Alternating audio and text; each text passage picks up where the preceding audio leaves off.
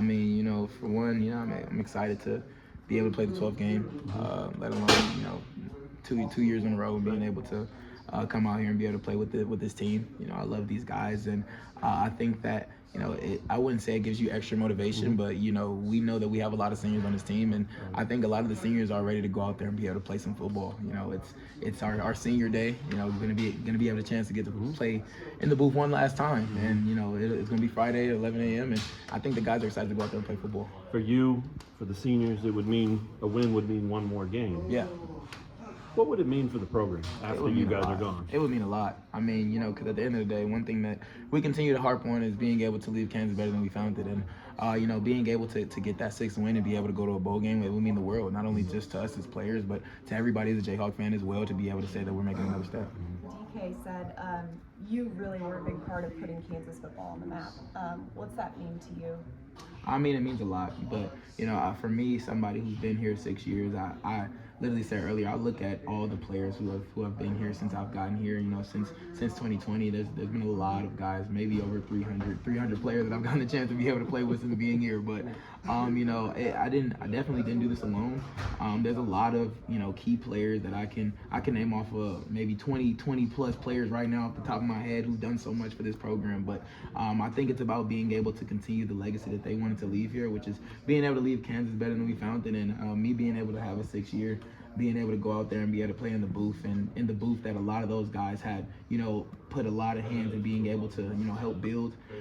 It's about being able to leave out, as we want to leave out. When you look back at the 6 years that you've spent here, what's the journey been like for you? Are you using much time to reflect, or obviously you have a game to play, so yeah. But senior game, does some of that come up for you? To be honest, it's kind of hard to be able to, look at certain things when you're still in it.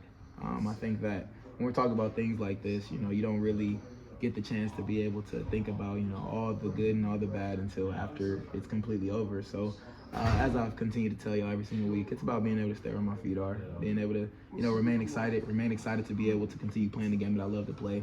Not only, get to practice with these guys that I love so much, but being able to go out there and be able to play in the booth one more time as well. Jalon, what are you seeing out of Utah? Their defense is a very structured team.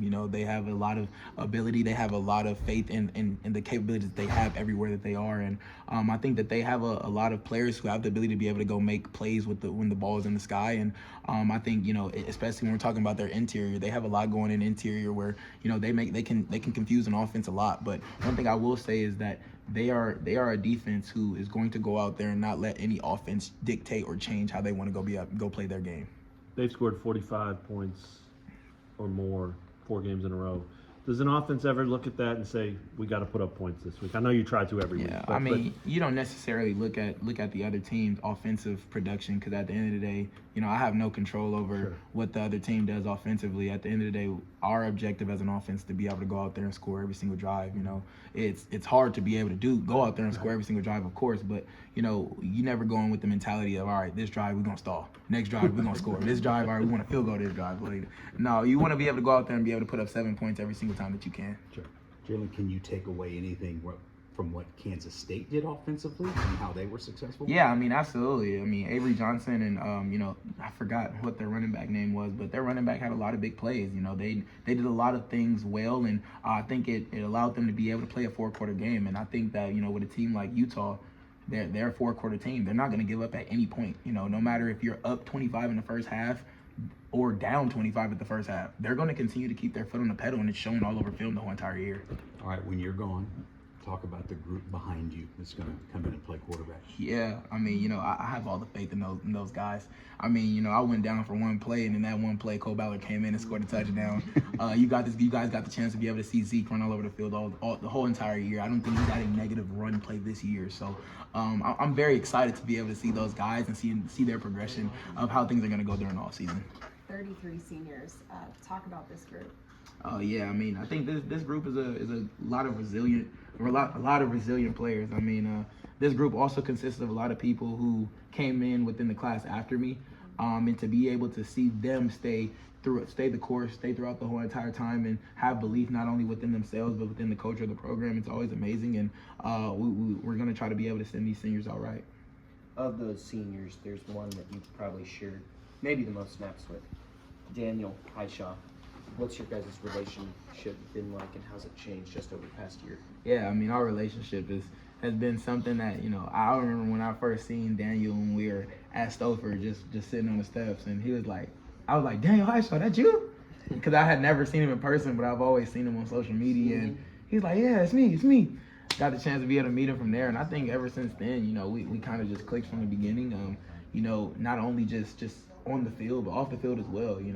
For somebody like myself, being a quarterback, you never want to just be able to know who the athlete is. You want to be able to know who the person behind just being an athlete is, and to be able to see not only the perseverance that he's had within his career, but his growth as a man off the field as well has always been tremendous as well. Yeah, Lance and Daniel were both talking about that, especially in the past 12 months, just how fulfilling it's been for the coach, at least, to see him grow on and off the field so many ways.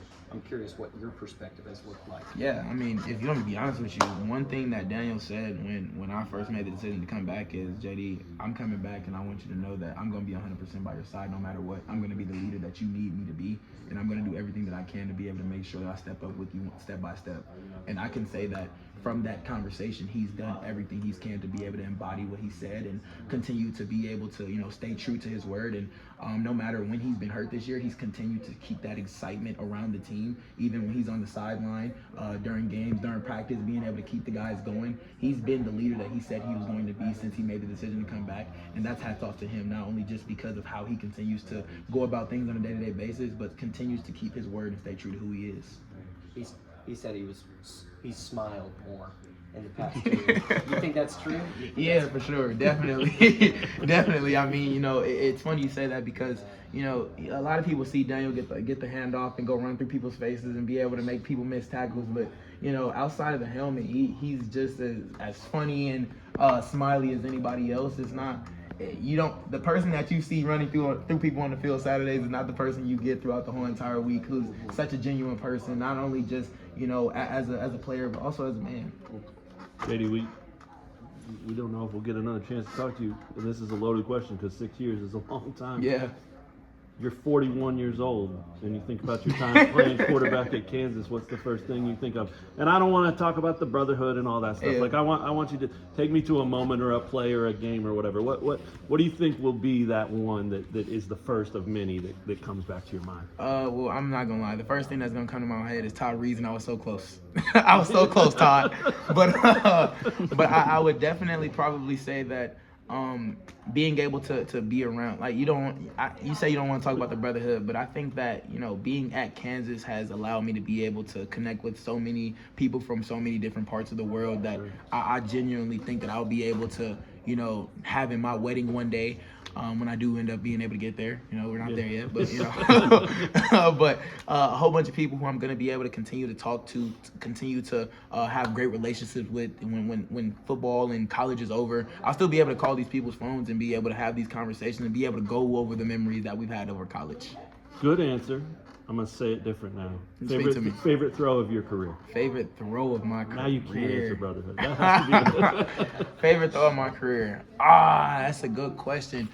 I think that the first throw that would probably come to my head would be the touchdown to Luke Grimm against Duke. He ran a stop and go, and I remember there being pressure from the interior, and I had to slide off to the left a little bit and throw it off platform, and it was a touchdown. And I think that I don't remember how many incompletions were had that game, but I just remember that the offense was rolling, right. And there was a few passes that game where I'm like, okay, man, this is. I think there was early in that game there was a pass over the middle of the field to Trevor Cardell, and that's when I was like, okay, so this is early. We're gonna start early and often. Come on, let's keep going. All right, we've got your favorite throw. What about your favorite time you've used your legs? My favorite time that I've used my legs. Dang. It's crazy that you say that. There's last year against UNLV. Not the second touchdown, but the first touchdown. I was running, we ran a speed option, and the person who had the option guy stayed outside. I did a fake and cut back inside of him, and there was one defender to make miss, and I did a spin move on him and was able to get into the end zone. That would probably be my favorite run.